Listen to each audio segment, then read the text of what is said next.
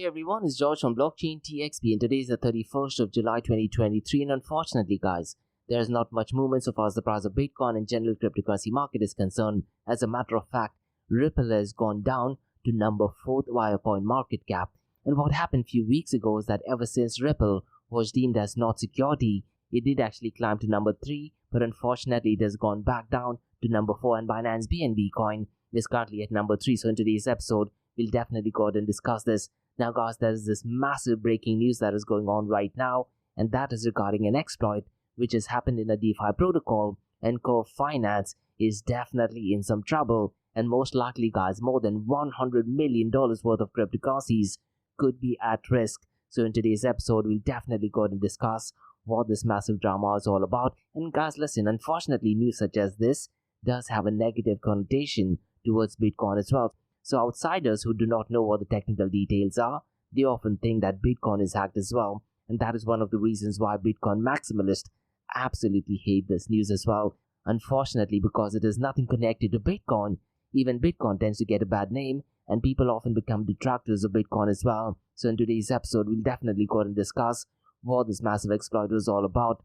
Now guys, regarding Binance, we have some update as well. And Binance have launched an artificial intelligence NFT generator. So definitely positive news. So I'll go ahead and explain what this new protocol called Bixel is all about. So definitely interesting concept. And guys, listen, since January of 2023, ordinal inscriptions, that is NFTs on Bitcoin blockchain, has definitely taken the cryptocurrency world by storm. Unfortunately guys, the NFT sales is definitely dying down, but it has reached a new milestone and 20 million ordinal inscriptions have been minted on Bitcoin blockchain. So we'll definitely go ahead and discuss that news as well. So quite a lot to cover guys in today's episode. And guys, yesterday, that is the 30th of July, was the 8th anniversary of Ethereum. So it looks like Ethereum is on the verge of becoming a decade-old system. And guys, like we do in every Crypto and Coffee Date podcast, we have two news from Dubai, UAE and the Middle East. Now the first news guys surprisingly has to do with IPO, and the news is that crypto hardware retailer called as Phoenix is in early talks for UAE IPO.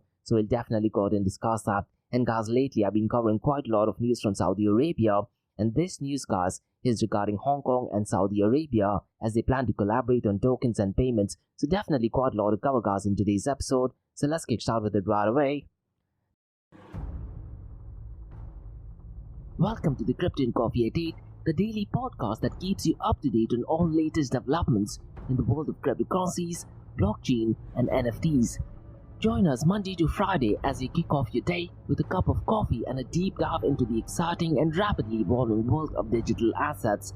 We'll cover the latest news and trends in the cryptocurrency and blockchain space, as well as delve into the growing world of NFTs or non-fungible tokens and metaverse. Plus, we'll keep you updated on the latest developments from Dubai, UAE and the wider Middle East region. Whether you're a seasoned crypto enthusiast or just getting started, Crypto and Coffee a Day has something for you. Our expert host will provide insight and analysis on the most important topics in the industry and help you stay up to date on the latest developments. We'll bring you interviews with leading figures in the crypto and blockchain space and explore the ways in which these technologies are changing the world around us, from the impact on traditional financial systems to the potential for revolutionizing industries and transforming societies. We'll cover it all on Crypto and Coffee a Day. So tune in and join us for a daily dose of Crypto and Coffee a Day, and let's stay ahead of the curve together. We'll start your day off right with the most important news and insights from the world of cryptocurrency, blockchain and the metaverse, and help you navigate this exciting and rapidly evolving landscape. In Crypto and Coffee a Day, the daily podcast covers the latest developments in the world of cryptocurrency, blockchain and the metaverse. We'll also bring you updates on the latest news from Dubai, UAE and wider Middle East region. This also includes a range of topics such as developments in the local and blockchain industry, including new projects and initiatives, regulatory updates and policies related to cryptocurrency and blockchain in the region, local and regional events and conferences focused on crypto and blockchain, interviews with leading figures in Dubai, UAE and Middle East crypto and blockchain community, coverage of any significant news or events related to cryptocurrency and blockchain in the region. By covering these local and regional developments, in addition to the wider world of cryptocurrency and blockchain, Crypto and Coffee a Day aims to provide a comprehensive overview of the industry and its impact on the Dubai, UAE and Middle East region. Now before we kickstart today's episode, I have an important message, so check this out. Shalhoub Group, a luxury retailer and distributor which is headquartered in Dubai, are getting into the NFT game. And here's the deal, guys. They are not just getting into the NFT and metaverse space, they are going to be shaping the NFT metaverse and Web 3.0 space, which I believe is excellent not just for Dubai and UAE, but also for the global cryptocurrency community as well. And guys, Shalhoub Group's Web 3.0 sneaker brand called Soulmates revealed their first NFT collection on the 12th of April. Now what is really interesting is that it's called as Soulmates, so it's spelled as S for sugar, O for orange, L for Larry. Now instead of E, they've replaced it with Web3, and it is the number 3, mates.xyz. And guys, listen, Shalhoub Group has over half a century's worth of experience in luxury goods, and them getting into the NFT space is a massive deal. Now if you're a sneakerhead, you definitely need to check out soulmates.xyz. And once again, guys, the number is 3 instead of an E. It has all the information, and in the show notes below, you'll get all the information. And listen, guys, if you want to be an early adopter, you can also pre-mint it at www.dreamin.xyz/soulmates. So definitely check it out. And they have a Discord community as well. And guys, Nick, who is the head of corporate innovation at Shalhoub Group and also the co-founder of Soulmates, has a WhatsApp group where he constantly provides updates in the area of NFTs, Metaverse and Web 3.0. So guys, check out soulmates.xyz and be part of the Soulmates OG NFT that is definitely going to shape the industry. Next, Startup OI is global one tech platform for tech. It offers global high-paying tech jobs with flexibility in working time and location, global free tech events, and tech networks to connect with global like-minded engineers. A brilliant platform to listen to the tech experts in Metaverse and to grab their insights. Now listen, all you have to do is download the app Startup OI. If you're using an Android version, go to Google Store and App Store for iOS devices. Alternatively, you can also click on the show notes below to download Startup OI. Next, guys, listen, if you're into fitness, if you're into adventure, if you want to do something wild but still want to keep your health in check, there is a new podcast in town, a podcast focusing on obstacle course race in the Middle East. The podcast is called the Race Pace Podcast. So check out the Race Pace Podcast across all leading platforms. And the Race Pace Podcast is a peer-to-peer community-driven podcast where they talk all about obstacle course race in the Middle East, from Sandstorm to Spartan Race, from Tough Mudder to Desert Warrior Challenge, and also the Government Gov Games, and quite a lot more. The podcast has interviews with athletes locally and internationally to get inside scoop on how athletes prepare for obstacle course race. In the podcast, they also talk about interesting stories on why they are motivated to do obstacle course race. And that's not all. They also plan to release 7 NFTs, and these NFTs are no ordinary. These NFTs will represent every emirate in the UAE. And listen, guys, these NFTs are going to be absolutely massive. So do one thing, go to Spotify, go to iTunes, go to any leading podcasting platform and search for Rise in the Obstacle Course Race podcast. And finally, guys, not your keys, not your crypto. If you have dabbled with cryptocurrencies and now are seriously getting to protect your cryptocurrencies, there is no better way to protect it by using a hardware wallet. And this is where Ledger Wallet kicks in. And Ledger Wallets are hardware cryptocurrency wallets made by Ledger, a company headquartered in Paris, France. And Ledger's hardware wallets are multi-currency wallets that are used to store private keys for cryptocurrencies offline. And Ledger offers 2 hardware wallets, the Ledger Nano and Ledger Nano X wallets. They are world-class experts with extensive crypto security backgrounds. They continuously look for vulnerabilities in Ledger products in a constant effort to improve the level of security. Now, in today's world, securing these digital assets is a critical challenge, and this is where Ledger kicks in. So click the link below to buy your hardware wallet and support this podcast. It is a brilliant way to support this podcast. So what are you waiting for?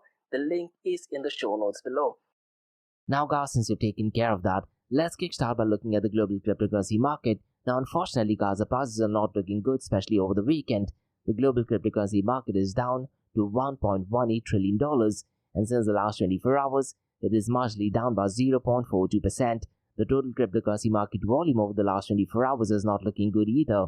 It is only at $24.21 billion. To be honest, guys, these are absolutely horrendous numbers, and it is also up by 35.84% since the last 24 hours. So I'm really curious to check what the number was on late 29th and early hours of 30th of July. Now the total volume on DeFi has absolutely hit the most.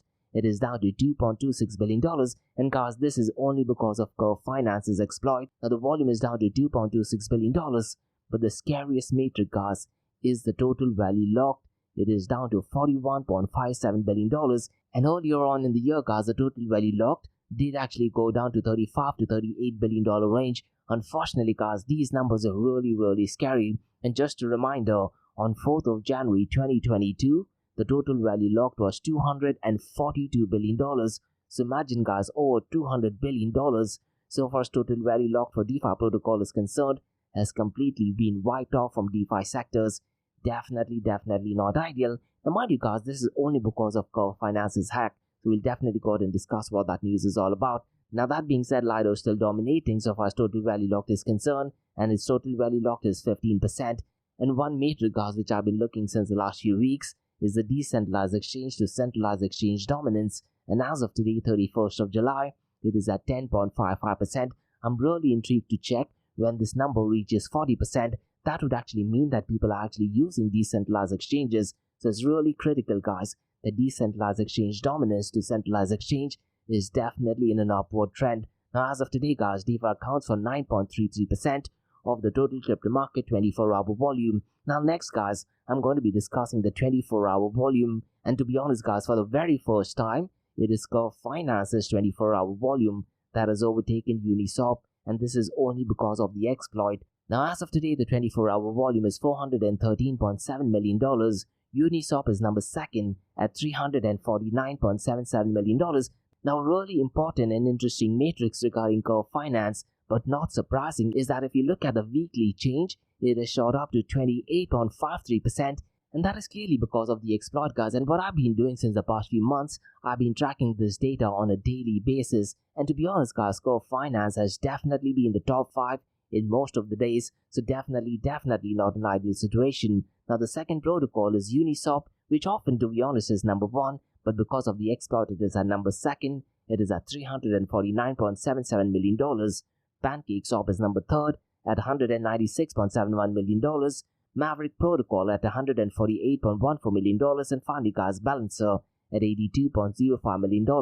Now, guys, let's look at the volume of stablecoins. Once again, guys, it is absolutely horrendous, and the volume of all stablecoins is $21.01 billion. And once again, guys, look at the comparison. The total cryptocurrency market volume is $24.21 billion. Out of that, stablecoin accounts for $21.01 billion. And out of this $21.01 billion, Tether USDT accounts for $16.69 billion. Definitely not an ideal situation. Circle USDC is at $2.23 billion, and Binance BUSD is at $1.21 billion. And guys, what I've been doing lately is I've been tracking the market cap of Binance BUSD, and it is unfortunately down to $3.70 billion.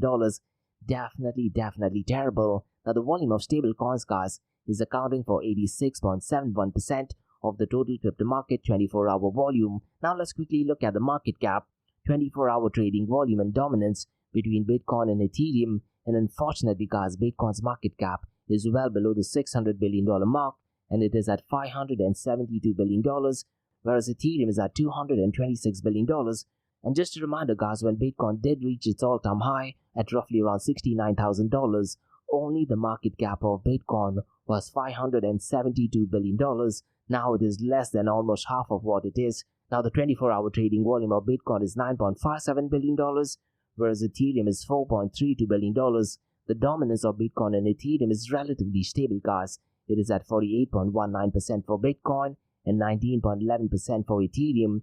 Now in today's episode, guys, I'm going to be discussing some really critical metrics, and this is to do with decentralized apps. And what I want to find out is, are people actually using decentralized application? To be honest, guys, we talk so much about decentralization. We often blame Mark Zuckerberg, we often blame Twitter, we often blame Instagram and Facebook, but unfortunately, guys, the user adoption so far social media is concerned is ridiculously low. So in today's episode, I'm taking out the data via DAppRadar, and what I'm looking at is a very key metric, that is the fiat value of incoming token transfers from unique active wallets to the decentralized app smart contract over a period of time. And one thing which I'm unable to understand, these numbers when they mention over a period of time, is it 24 hours? Is it 7 days? I really am hoping it is 24 hours because the numbers, guys, is ridiculously small. Now what you can do is via DApp Radar, you can actually segregate it based on different blockchain protocol. But in today's episode, I'm going to be looking at all chains, and in tomorrow's episode, we'll break it down, let's say, only for Ethereum, and the day after we'll look at EOS, the day after we'll look at Binance Chain, and so on and so forth.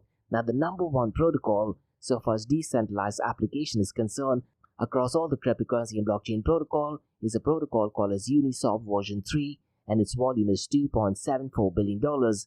The second protocol is called as Balancer, and the value of incoming token transfers from unique active wallets interacting with decentralized app smart contracts is $859.32 million. The third protocol, guys, is Convex Finance at $321.15 million.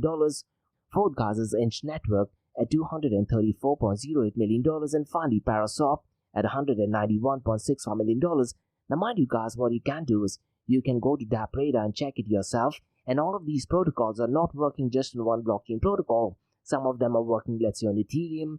They're working on Binance BNB Chain, on Polygon, and quite a lot of other as well. Now, before we look at the king of all kings, that is Bitcoin, guys, let's take a deep dive into what Axie Infinity is. So in today's episode, guys, I'll very briefly run through what is Axie Infinity, who are the founders of Axie Infinity, and what is it that makes Axie Infinity unique. Because to be honest, guys, in 2020, Axie Infinity definitely made quite a lot of news. So guys, if you go to Axie Infinity via CoinMarketCap, the price is $6.06 and is currently ranked at number 46. Now guys, what is Axie Infinity? Essentially, it is a blockchain-based trading and battling game that is partially owned and operated by its players.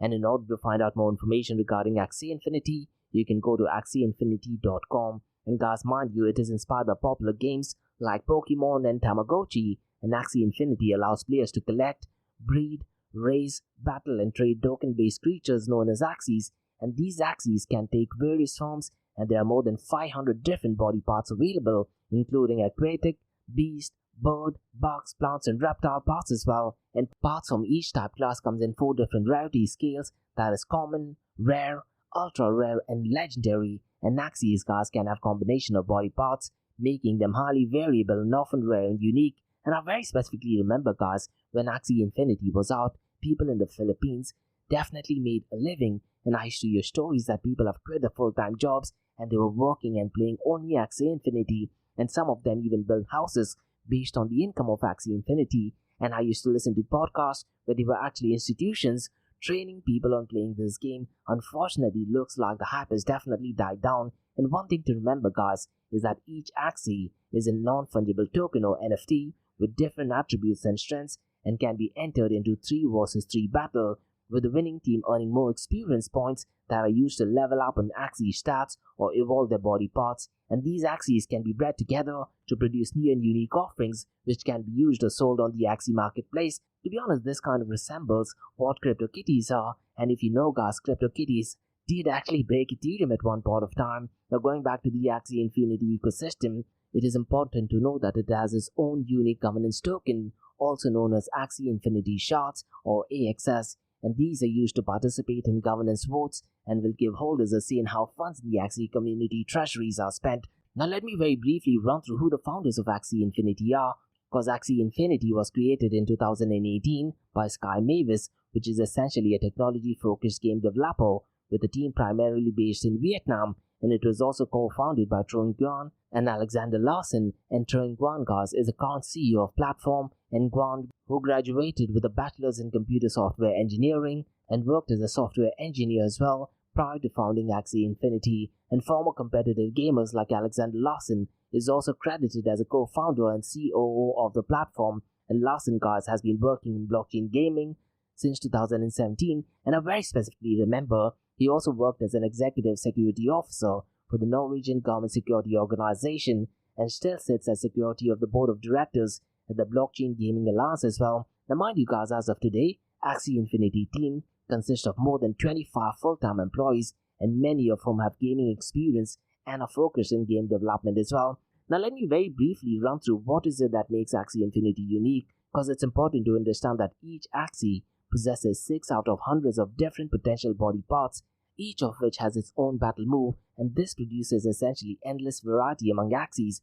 with most axes having relatively weak statistics, while those with the strongest combination of body parts can have incredible stats as well. And unlike some other blockchain-based battling and breeding games, each axie can be bred a total of 7 times to help control the population of axes, and Axie Infinity Guards has its own mating hub to help players find a suitable match to breed their axie to stand the best chance at producing a rare or a powerful offspring. And at one point of time, guys, the cost was roughly around 0.05 ETH, in addition to small love potion, also called as SLP tokens, to breed axies as well.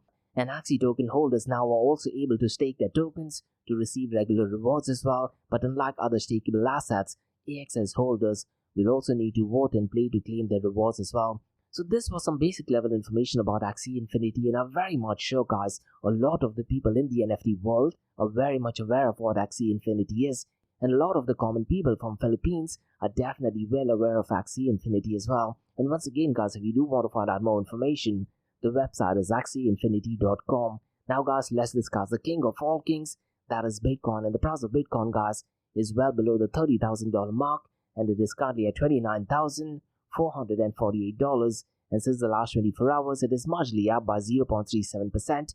Since the last 7 days, it is down by 1.56%. Ethereum is at $1,872, and since the last 24 hours, it is down by 0.33%. Since the last 7 days, it is down by 0.32%, and Binance BNB coin, guys, is at $242, and since the last 24 hours, it is marginally up by 0.53%, and since the last 7 days, it is marginally up by 0.62%. Now, could it be possible, guys, that Binance BNB coin has marginally pumped up because of the news regarding the AI NFT generator? I definitely do think so, because if you look at Binance BUSD's market cap, it is definitely on a downturn, and last week, guys, we also discussed about Binance launching a new stablecoins, and unfortunately they did face some technical errors as well. Now, guys, let's discuss some massive news, and that is regarding an exploit which did actually take place on Curve Finance. And mind you, guys, Curve Finance is a stable exchange at the heart of decentralized application which is built on Ethereum, and it has recently been a victim of exploit.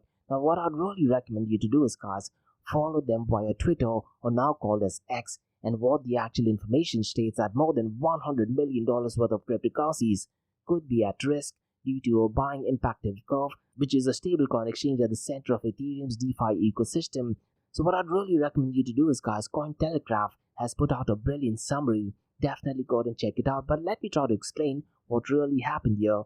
Because what happened on 30th of July, a significant exploit occurred within the Curve Finance ecosystem, specifically targeting several stable pools on the platform, and the exploit resulted in massive losses of over $47 million worth of cryptocurrencies. And the vulnerability, guys, allowed this attack was related to malfunctioning reentrancy lock, which affected Viper version 0.2.15 and 0.2.16 and even 0.3.0. And Viper, guys, is a programming language used to create smart contracts for Ethereum virtual machine, also called as EVM, and the investigation into the incident is ongoing.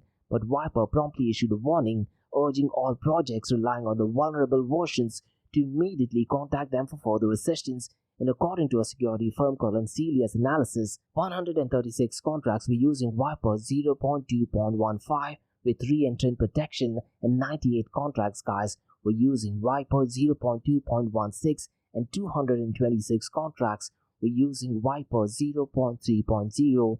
Now listen, guys, if you're a technical nerd, you definitely need to check the details of it. But let's say if you're not a technical nerd, what I'd really recommend you to do is take a consultation from someone and check if your smart contracts does actually follow in one of these different versions of Viper, because a re-entrancy attack occurs when a contract allows external functions to be called multiple times in a single transaction, which can lead to malicious actors draining funds from contracts, and the attack has far-reaching consequences, guys, impacting various decentralized finance applications. Some of the affected projects include decentralized exchange called as Ellipsis, which reported an exploit of certain stable pools involving BNB chain as well. Additionally, guys, Alchemix's ALE2ETH pool experienced an outflow of $13.6 million, and JPEG's PE2ETH pool was drained of $11.4 million, and Metronom's SE2ETH pool lost $1.6 million. Now, if you have your funds in that, you definitely need to check it out, guys. And Curve Finance's CEO Michael Agrov later confirmed that hackers had drained 32 million CRV tokens, equivalent to $22 million, from the swap pool as well. This further exacerbated the situation and led to panic across DeFi ecosystem, and because of that, guys, the volume of curve finance has definitely picked up pace over the last 24 hours, and in a response to the attack, a wave of transactions occurred across various pools as white hackers rushed to carry out a rescue operation. And following the news of the exploit, guys, Curve DAO's utility token called a CRV experienced a decline of over 5% in value, and the decline in CRV's liquidity made it more susceptible to significant price fluctuation, heightening concerns with the DeFi ecosystem. But thankfully, guys, not all Curve Finance's contracts were affected by the attack. According to a platform called CryUSD, contracts and pool associated with it remained absolutely secure. Now, mind you, guys, the incident highlights the ongoing risks and vulnerabilities present in the DeFi space, and Curve Finance is not the only DeFi protocol that have experienced such attacks. The ecosystem has seen numerous incidents in the recent months, resulting in substantial financial losses. And to be honest, guys, a report by the Web3 portfolio app called as D.fi indicated that over $204 million has been lost to DeFi hacks and scams in the second quarter of 2023 alone. So look, guys, we talk so much about privacy, we talk so much about security. Unfortunately, guys, some notorious hackers can definitely go out and steal your funds, and this latest exploit underscores the need for continuous security audits, prompt responses to vulnerabilities, and collaborative efforts with the DeFi community to enhance the overall security and resilience of the ecosystem. And unfortunately, guys, if this were to happen in a centralized entity, unfortunately or fortunately, the funds could actually go back to the users.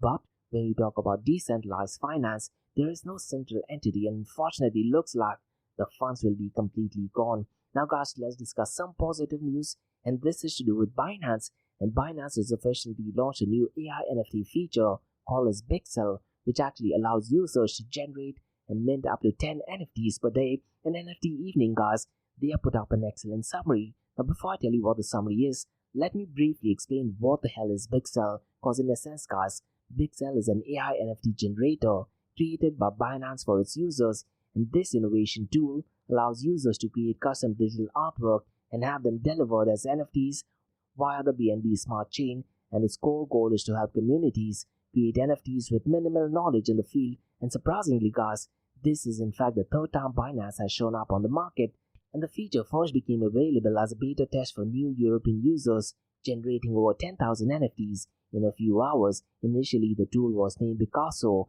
before rebranding it to Bixel, and the second time on March 29th, Binance relaunched Bixel for 12 hours on a global scale with 100,000 NFTs minted.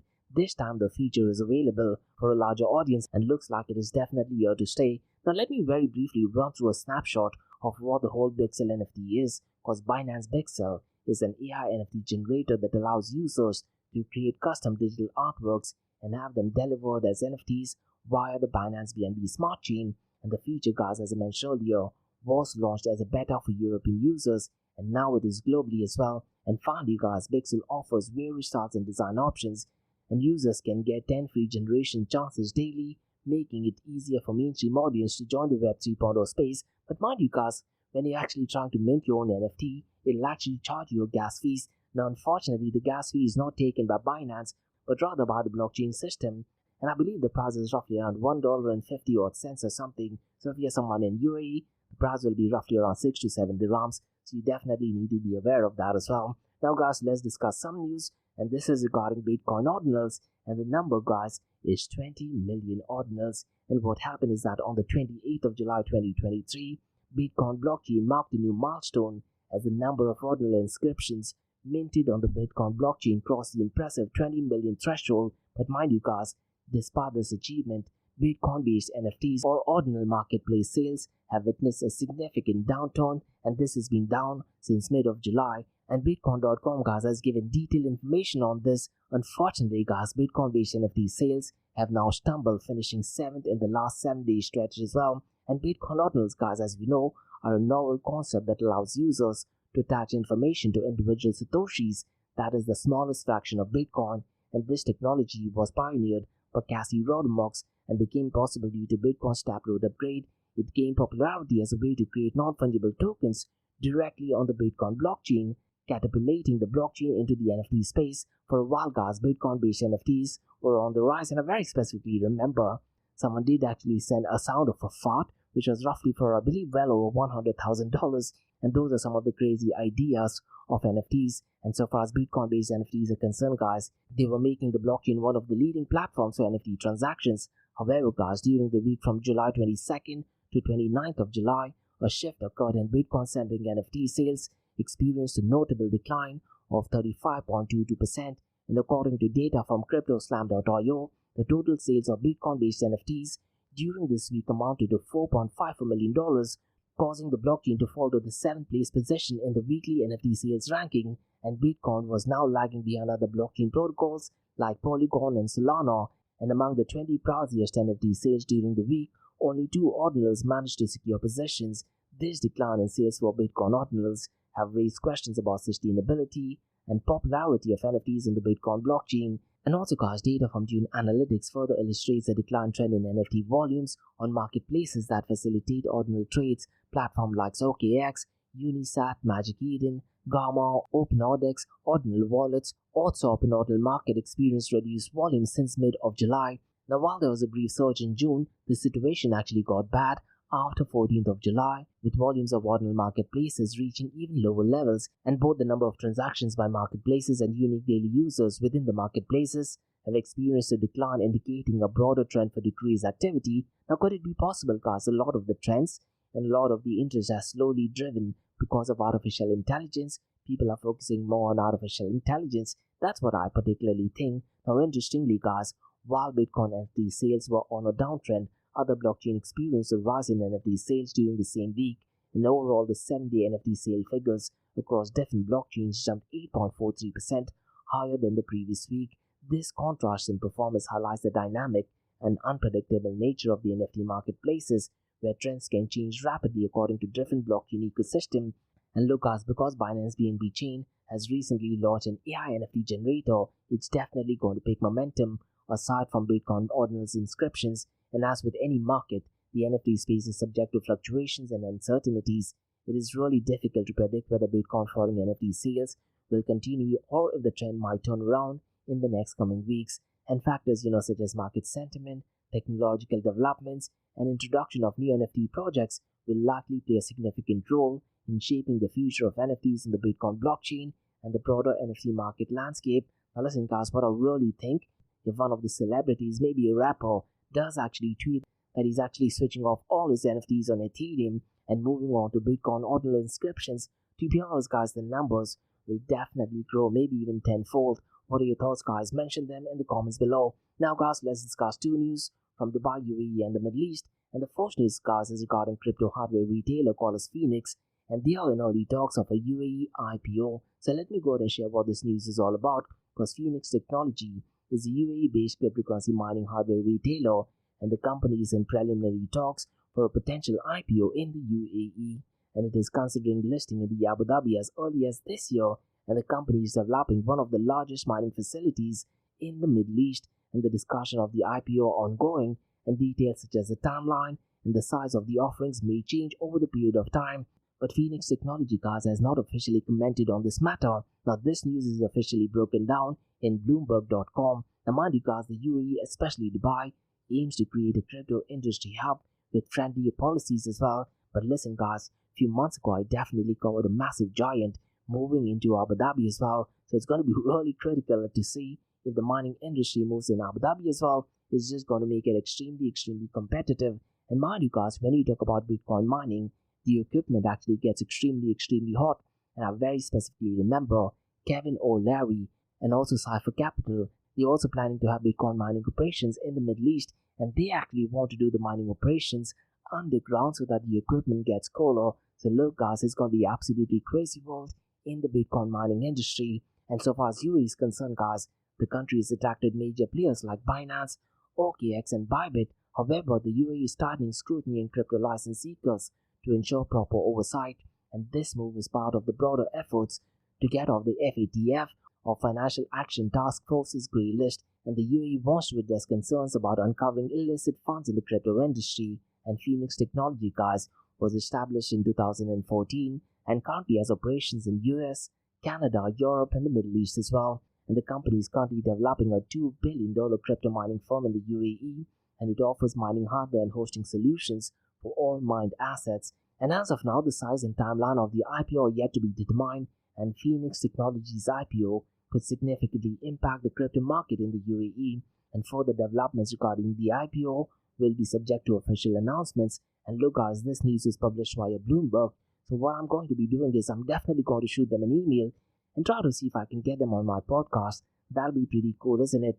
Now my big question is guys, considering the tightening scrutiny of the crypto license seekers and the UAE's efforts to address illicit fund concerns, does it still appear to be a wise decision for Phoenix Technology to develop one of the largest crypto mining facilities in the Middle East? What are your thoughts guys? Because look guys, with the UAE's friendly crypto policies towards crypto industry, and it seemed to become a hub for crypto, along with attracting major players, does the potential IPO plans of Phoenix Technology in Abu Dhabi seem like a promising move despite the ongoing discussion and uncertain details? And look guys, once the Bitcoin Spot ETF is approved, this news will be absolutely massive. So definitely positive news. Now guys, let's discuss some news from Hong Kong and Saudi Arabia. And this news guys is published by Cointelegraph, and the news is that Hong Kong and Saudi Arabia are collaborating on financial services, particularly tokenization and payments infrastructure agreements. But mind you guys, in 2019, the Saudi Central Bank warned that Bitcoin is not recognized by legal entities in the country. And on July 26, 2023, the Saudi Central Bank, also called as SAMA, and the Hong Kong Monetary Authority, also called as HKMA, held a bilateral meeting to strengthen financial services integration, and the meeting discussed financial infrastructure development, open market operations, market connectivity and sustainable development. And Hong Kong Monetary Authority and Saudi Central Bank signed a memorandum of understanding to promote joint discussions on financial innovation, and the two authorities also shared expertise in tokenization, payment infrastructure, and supervision technologies. And the Hong Kong Monetary Authority Chief Executive Eddie Yu emphasized potential cooperation between the two countries in areas like economy, trade, finance, and fintech. And the Saudi Central Bank, that is SAMA Governor Ayaan Al-Sari, stated that the memorandum of understanding will facilitate continued development between the two countries in the future, and the announcement did not specify any joint efforts related to cryptocurrencies like Bitcoin. Now mind you guys, despite Hong Kong Monetary Authority allowing retail investors to trade crypto, there is no mention of any plans to promote cryptocurrencies by the Saudi Arabian government, and the Hong Kong Monetary Authority did not respond to Cointelegraph's request for comment on this matter.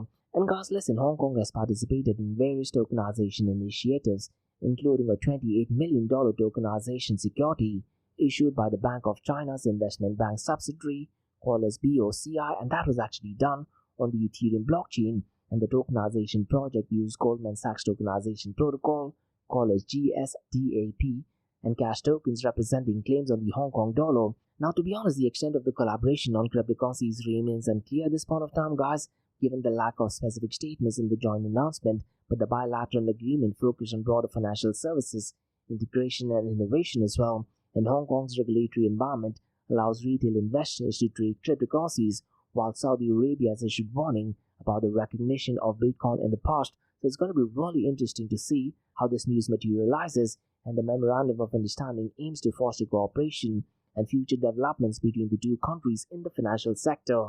And both Hong Kong and Saudi Arabia do actually see the potential of collaboration in various economic and financial crises. So my big question, guys, is, was a collaboration between Hong Kong and Saudi Arabia on tokens and payments a wise decision, considering the Saudi Central Bank's warning about Bitcoin's lack of recognition by legal entities and the absence of specific mentions of joint efforts on cryptocurrencies and the recent memorandum of understanding?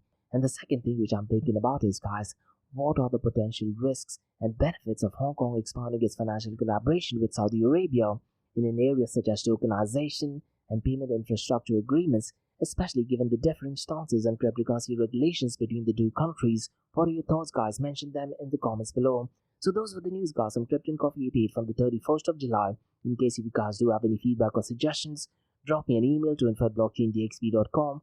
Check out my website, that is www.blockchaindxp.com, and also check out my other website, that is area2071.com, that talks everything about metaverse. And guys, if you like listening to this podcast, please click on the follow button, give it a 5-star rating, and share the word across. Now, for the next few minutes, it's going to be an Ask Me Anything series where you listeners can ask any questions regarding Bitcoin, blockchain, beyond blockchain, cryptocurrencies, NFTs, DeFi, and Metaverse. So let's kick start with the Ask Me Anything series.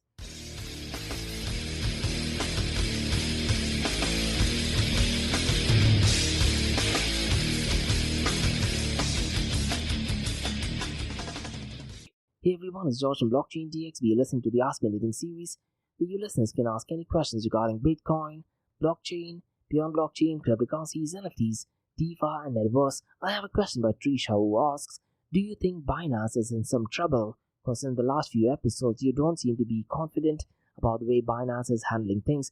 To be honest, Trisha, this is just my personal opinion and is definitely not any financial advice. 2023 is definitely not looking the best year for Binance, and if you look at it, the drama actually started going back to September of last year, where Binance actually converted some of the Circle USDC tokens to Binance BUSD. And mind you, this was only in India, and that's where I do actually believe the war on stablecoins actually started. And at that point of time, Trisha, Binance BUSD's 24-hour volume on certain days was more than double of Circle USDC as well. And then we also had the collapse of FTX exchange, and people are saying that CZ was the one, or the left-leaning media is actually saying that CZ was the one who actually destroyed FTX, and because of that, people lost a lot of money. That, to be honest, is completely untrue. Now, what I particularly think is, Trisha, that because of this, the left-leaning administration and the SEC is definitely going against Binance, especially regarding CZ as well. And going back to your question, yes, I do feel that Binance is in some trouble, especially Binance BUSD. Mind you, Trisha, Binance BUSD's market cap at one point of time was on the verge of crossing the $16 billion mark because of SEC aggressively going after Binance BUSD. Binance BUSD's market cap has been on a constant decline, and right now it is only at $3.7 billion. Now, what I've been noticing since the past 3 months is the numbers just does not make any sense, because if you look at decentralized apps that are currently working on Binance, the numbers just don't match up. Keeping in mind there is so much of drama going on regarding Binance BUSD, regarding Binance US, which is in some deep trouble as well. Unfortunately, Binance BNB Chain's price is relatively consistent, and if you look at the number of people actually using Binance BNB Chain, the number just does not make any sense. But what I particularly feel, and this is no way financial advice, is there some heavy manipulation going on regarding Binance BNB Chain, and look what they have been doing since the past few months. They are trying to launch new products, such as, they launched the FDUSD, which is a stable coin. So I don't understand why you would want to go and launch a stable coin. You would want to do that in order to gain some more funding. That way you can tell your investors, or you can tell your customers that the funds are safer. And now they've also launched an AI NFT generator out of absolutely nowhere. And mind you, these AI NFT generator are definitely not free. Binance is definitely going to take some money. Let's say if there's some trading going on. So it looks like, keeping all of these things in mind and looking at a macro level snapshot, Trisha, I do feel that Binance is in some deep trouble, which is a bit strange because last year we were also discussing if Binance is actually bigger than Bitcoin, and at one point of time I definitely do feel that Binance was actually bigger than Bitcoin. And what I would really recommend you to do is, Trisha, Dr. Doom or Dr. Norbert Rubini, he had a brilliant interview in Abu Dhabi where he actually severely criticized CZ and Binance as well. And ever since that moment, Binance has been on a downfall. And mind you, knowing the notorious predictions of Dr. Doom, whoever he's gone against, they've either ended up in jail or definitely in some serious trouble. This is also talking about Celsius Network and quite a lot of other. I definitely don't want to get into this because a lot of people that he's criticized are definitely falling some jail time. So unfortunately, keeping all these things in mind, I do feel that Binance does seem to be in some trouble. And 2023 is definitely not being the best year for Binance. They've had some trouble in France, they had some trouble in Italy, and lately they also withdrew the license in Germany as well. And listen, Trisha, if you're someone from Dubai, UAE, and the Middle East, I very specifically remember Binance was supposed to launch an NFT in partnership with the Museum of the Future. And to be honest, I haven't heard absolutely anything about it. And it was such massive news, not just in Dubai, but also in the cryptocurrency world as well. And I sent the team at least 7 emails asking them for more information, and they have stopped replying to my emails as well. So keeping all these things in mind, I definitely do feel that there is something massive and shady going on in the world of Binance. Now, could it be possible that Circle USDC, using the left-leaning administration and the SEC and Gary Gensler, are aggressively going after Binance?